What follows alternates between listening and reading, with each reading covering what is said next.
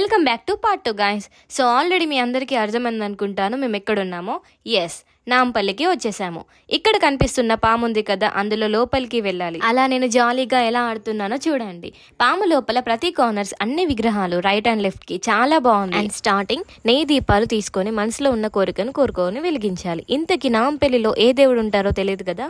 So Narasimhaswamy and నాగదేవతల ముందు పెద్ద అఖండ దీపం ఉంది. 50 రూపీస్ ఇచ్చి ఆయిల్ అండ్ మిల్క్ తీసుకొని అక్కడ నాగదేవతలకు పాలతో అభిషేకం చేయాలి అండ్ ఆయిల్ అఖండ దీపంలో పోయాలి. ఫొటోస్ అండ్ వీడియోస్ అయితే అలో లేదు, బట్ మీకోసం ఇలా అయినా తెలియని వాళ్ళ కోసం అయినా చూపించాలనే తీసాను. లాస్ట్ ఇంకొక టెంపుల్ కి అయితే వెళ్ళాను. మీ అందరికి తెలిసిందే మన రూబీకి గానికి ఎంత మంది ఫ్యాన్స్ ఉంటారు, అట్లుంటది మనతోని. బాగానే ఇక్కడ గంగా స్నానం చేసి 3 సార్లు మునిగి ఫ్రెష్ గా మళ్ళీ రెడీ అయ్యి టెంపుల్ లోకి వచ్చేసాము. కామ్ అండ్ పీస్ గా ఉంది, ఎక్కువ పబ్లిక్ కూడా లేరు. చూడండి ఇక్కడ కూడా ఫొటోస్ అలా లేదు, బట్ ఏం కాదులేండి, మీరు అర్థం చేసుకుంటారు. ఇలా ప్రశాంతంగా మొక్కుకొని వెళ్ళేసాం. ఇంతకీ ఇక్కడ వచ్చిన టెంపుల్ మీకు ఆల్మోస్ట్ అర్థమై ఉంటది. అండ్ ఈ టెంపుల్ నేమ్ మీకు తెలిస్తే కామెంట్ చేయండి. సరే, ఇక్కడ ఉన్న రబ్బర్ స్నేక్స్ ని ఎవరినైనా భయపెట్టియొచ్చు.